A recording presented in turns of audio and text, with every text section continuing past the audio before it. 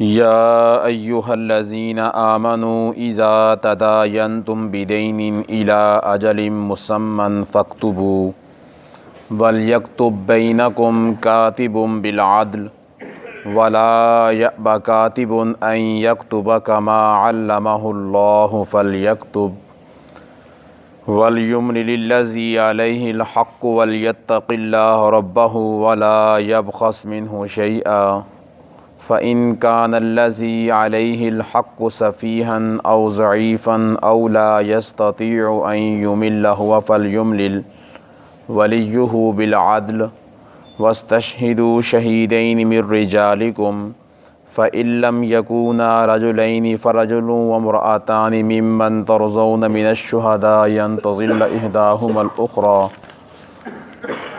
सदक़ल्लाहुल अज़ीम। अल्लाहुम्मा सल्लि अला मुहम्मदिन व अला आलि मुहम्मद कमा सल्लैता अला इब्राहीम व अला आलि इब्राहीम इन्नका हमीदुम मजीद। अल्लाहुम्मा बारिक अला मुहम्मदिन व अला आलि मुहम्मद कमा बारकता अला इब्राहीम व अला आलि इब्राहीम इन्नका हमीदुम मजीद। सामीन मोहतरम, काबिल कदर भाइयों, दोस्तों और बुज़ुर्गों, सूरह बकरा की आयत नंबर 282 का कुछ हिस्सा तिलावत किया गया है। आयत नंबर 82 में अल्लाह तबारक व तआला कुछ अहकामात की तरफ इंसानियत की तवज्जो दिला रहे हैं। ये कुरान मजीद की सबसे बड़ी अल्फाज और जुमलों के एतबार से आयत मुबारका हैं। फरमाया कि ए ईमान वालो, इज़ा तदायन्तुम बिदैनिन, जब तुम आपस में एक दूसरे के साथ दैन और कर्ज़ का मामला करो, इला अजलिम मुसम्मन फ़क्तुबू, तो दो काम तुम कर लो। एक काम ये कि मुद्दत को मुतय्यन किया जाए, दूसरा काम ये फ़क्तुबू, उसकी इमला करवा ली जाए, उसकी तहरीर लिखवा ली जाए। शरीयत मुताहरा में अल्लाह तबारक व तआला ने इंसानियत की रहबरी और रहनुमाई के लिए बाज़ अहकामात इरशादी तौर पे नाजिल फ़रमाए हैं। इरशाद कहते हैं कि किसी की रहबरी करना, अगले आने वाले वक्तों में किसी को कोई परेशानी ना हो। अल्लाह तबारक व तआला ने मामलात की जब तालीम दी तो ऐसी तालीम दी कि आगे आइंदा आने वाले वक्त में कोई मामला ख़राब ना हो जाए। इसलिए फ़रमाया कि उधार लेन देन करना ये दुरुस्त है, कर्ज़ के साथ मामलात करना ये दुरुस्त है। गुज़श्ता आयत मुबारक में फ़रमाया था कि कर्ज़, अगर तुम कर्ज़दार को, मकरूज़ को मोहलत दोगे तुम्हारे लिए सवाब की चीज़ है, और फरमाया कि उसको ज़रा मोहलत देते रहो। पीछे हल्की सी इस बात की तरफ इशारा था कि तुम जो उनसे है वक्त मुकर्रर पर वापस भी कर दिया करो। लेकिन यहाँ पर अल्लाह तबारक व तआला दो टोक अल्फाज में अहले ईमान को ख़िताब करके फ़रमा रहे हैं, जब भी तुम आपस में मामला करो दैन का, तो उसके लिए दो काम तुमने लाजमी करने हैं। एक, मुद्दत को मुकर्रर करना है, वक़्त को मुकर्रर करना है। दूसरा, तहरीर लिखवानी है। ये दोनों काम इंसान के लिए बड़े फ़ायदेमंद हैं। एक है कि इंसान पैसे दे देता है, ना वक़्त मुकर्रर करता है, ना कोई लिखवाता है कोई चीज़, तो अब उसका ये मामला मजहूल है। इस मजहूल मामले के अंदर आने वाले वक्तों के अंदर बहुत सी लड़ाइयाँ पैदा हो सकती हैं। बहुत से ये जगह पे आपस में जो उनसे है अफरा तफरी का मामला बन सकता है, रिश्तेदारियाँ होती है, मोहल्लेदारियाँ होती है, सारा कुछ साथ चलता है। लेकिन जब ऐसे मामलात में इंसान कुरान के अहकामात को छोड़ देता है, ना वक़्त को मुतय्यन किया, ना जनाब कोई चीज़ लिखवाई कि जनाब साढ़े ते कोई बेएतबारी, साढ़े ते असी दे देने पैसे तुम्हारे, लिखत पढ़त क्या करनी है, स्टाम्प क्या लिखवाना है, लोग ऐसे कह देते हैं।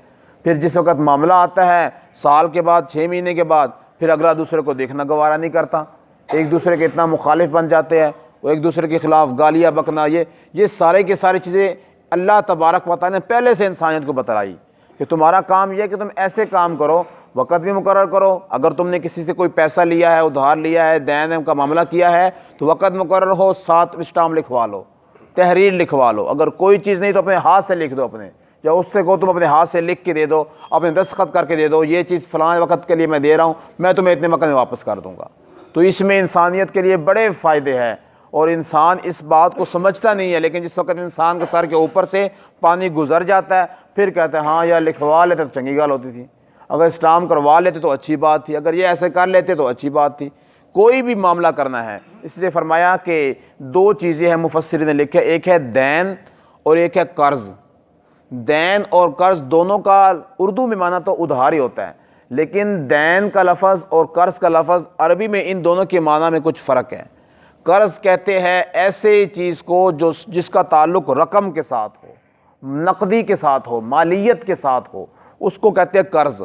और दैन का जो मामला होता है उसको अरबी में कहते हैं कि उसमें पैसे भी शामिल है, कोई सामान भी शामिल है, कोई चीज़ इस्तेमाल करने के लिए दे दी, कोई गाड़ी, कोई मोटरसाइकिल या कोई चीज़ इस्तेमाल के लिए दे दी, घर का सामान है, कोई चीज़ भी है, वो तमाम की तमाम चीज़ जो सी है वो उधार के ऊपर शामिल है।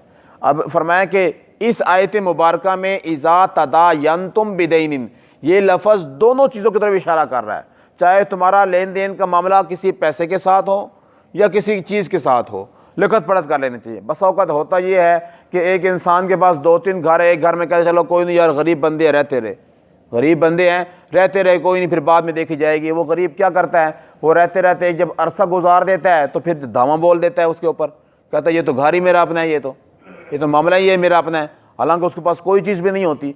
फिर उसको उठवाने के लिए कानूनी चारागोई की जाती है, जो बड़ा लंबा चौड़ा प्रोसीजर है हमारी अदालतों को, निज़ामों का, फिर उसमें जो उनसे बहुत ज़्यादा परेशानी साबित होती है।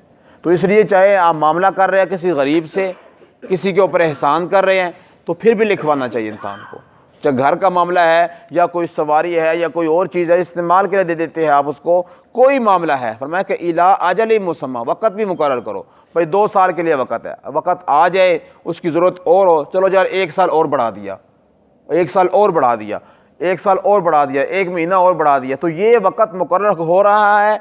और जो से इसके साथ साथ लिखत पढ़त भी हो रही है इसकी, एक स्टाम्प करवा, उसके बाद दूसरा स्टाम्प करवा, तीसरा स्टाम्प करवा दिया, या फिर अपने हाथ से तहरीर लिख के दे दी। तो इन चीज़ों की तालीम अल्लाह तबारक व तआला इरशादी तौर पे दे रहे हैं, कोई फ़र्ज़ नहीं है, ये कोई वाजिब नहीं है, ये कोई वाजिब नहीं है, फ़र्ज़ नहीं है, बल्कि ये मुस्तहब अमल है, मुस्तहब अमल है तो कुरान मजीद का हुक्म, लेकिन अल्लाह तबारक व तआला जो इरशादी हुक्म दिया इंसान के मामलात की सफाई के लिए, ये इंसान के लिए फ़र्ज़ नहीं बल्कि इस्तेहबाब के दर्जे में रखती है कि इंसान के लिए मुस्तहब ये है कि इंसान ऐसा मामला करे और ये काम करे। और जिस वक़्त मुकर्रर हो जाए एक चीज़ का, फिर चाहे पैसे की लेन देन हो या किसी चीज़ की हो या किसी सवारी की या मकान की हो, फिर इंसान उसको वापस कर दे, उसको वापस कर दे उसको।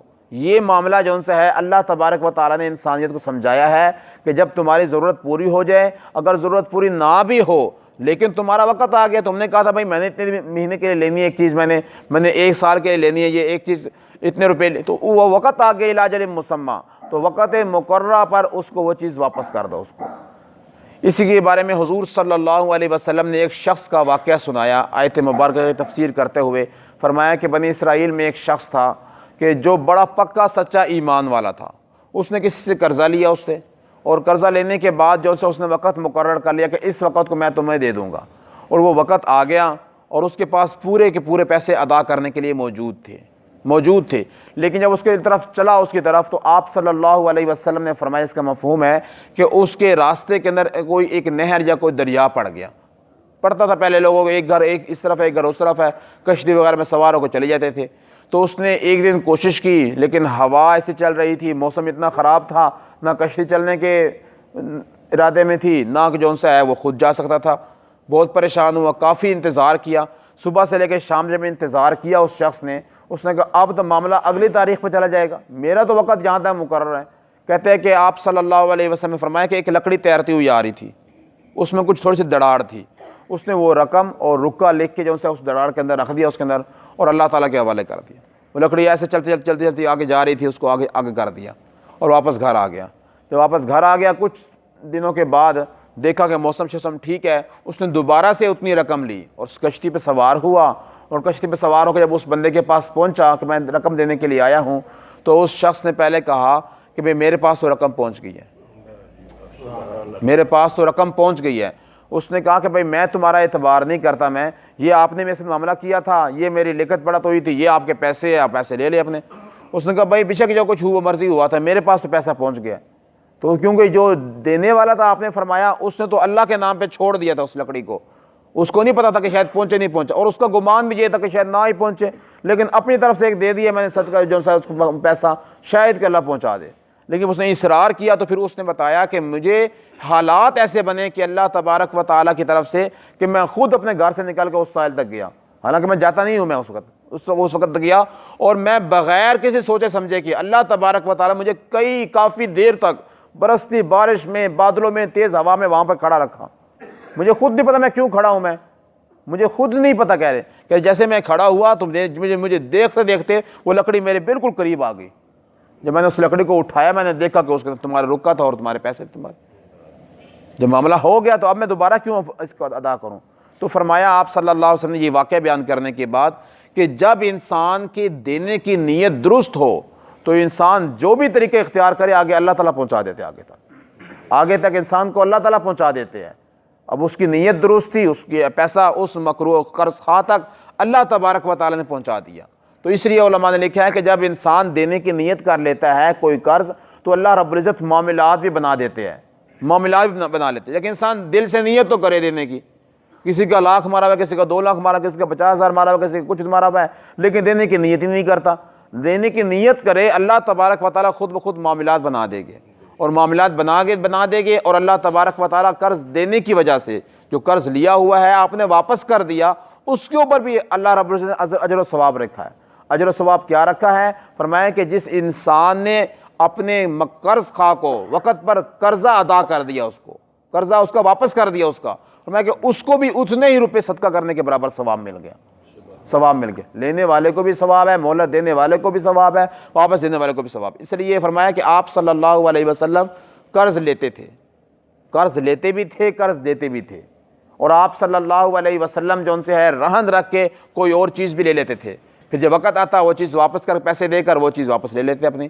जिस वक़्त आप सल्लल्लाहु अलैहि वसल्लम का इस दुनिया से इंतकाल पर मराल हुआ, उस वक़्त भी आप सल्लल्लाहु अलैहि वसल्लम की जो अपनी ज़ाती ज़िरा थी लोहे की, वो एक यहूदी के पास गिरवी रखी हुई थी, जिसे कहते हैं रहन रखवाना, गिरवी रखी हुई थी, और उससे चंद सैर 2, 4, 7 किलो जो उनसे है उससे उधार पे लिए हुए थे। ये ज़िरा तो बहुत महंगी होती है, और जो उनसे है वो सस्ते होते हैं। तो बसा औकात के इंसान कहता है भाई ये जनाब मेरे मोबाइल रख लो, तुम्हारे 50 रुपये 100 रुपये देने हैं, मैं अपनी घर से पैसे ला के दे देता हूँ तुम्हें, जब मैं कल परसों दे दूंगा तुम्हें, मैं अपनी कोई चीज़ रखवा देना, ये रहन और गिरवी रखवाना होता है। तो आप सल्लल्लाहु अलैहि वसल्लम ने ये मामला भी किया, ये मामला भी किया कि बसा औकात तो उधार ले लिया, बसा औकात कर्ज दे दिया, और बसा औकात ये किया कि अपनी कोई चीज़ रखवा दी अपने उसके पास, फिर उससे कोई चीज़ ले ली, उससे जब पैसे बने तो उसको पैसे अदा कर दिए और वो चीज़ अपनी वापस ले ली। तो ये मामलात सारे के सारे इस तौर पे बयान किए गए हैं कि इंसान के मामलात में सफाई आ जाए, कोई 2 नंबरी किसी मकाम पर ना लेने वाला कर सके ना कोई देने वाला कर सके। इसलिए फरमाया अल्लाह रब्बुल इज़्ज़त ने फ़क्तुबू लिखवा लिया करो, वल यक्तुब बैनकुम कातिबुम बिल अदल। पहले होता था कि लोग पढ़े लिखे बड़े कम होते थे, कातिब लोग बड़े कम होते, फरमाया कि चाहिए कि कातिब अदल के साथ, इंसाफ के साथ लिखत पढ़त का काम करे। लिखना पढ़ना लोग जानते ही नहीं थे, आजकल तो हर इंसान लिखना पढ़ना जानता है।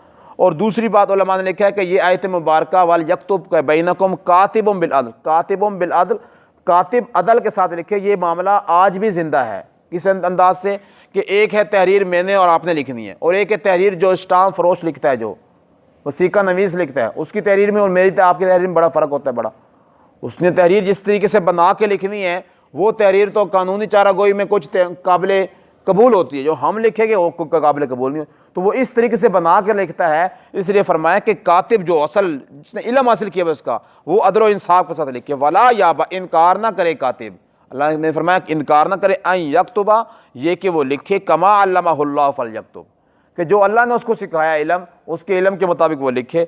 वल युमलि लिल्लज़ी अलैहिल हक़, और फरमाया कि जो दूसरा है जो जिसके हक़ में लिखवाना है, मैं कि वो इमला करवाए, उसको इमला करवाए। इमला करवाने का मतलब होता है कि एक इंसान बोल रहा है, दूसरा इंसान लिख रहा है, दूसरा इंसान लिख रहा है। जब इंसान बोलेगा तो दोनों फरीक़ैन सामने हो गए, उसके बोलना दूसरे के कान में पड़ जाएगा जिसके साथ मामला कर रहा है, भाई इतने ये चीज़ लिखवा रहा हूँ मैं इतने मुद्दत तक, अब वो सुनने के अंदर गवाह बन जाएगा और दूसरा लिखने वाला जो उनसे है वो लिखने में गवाह बन जाएगा।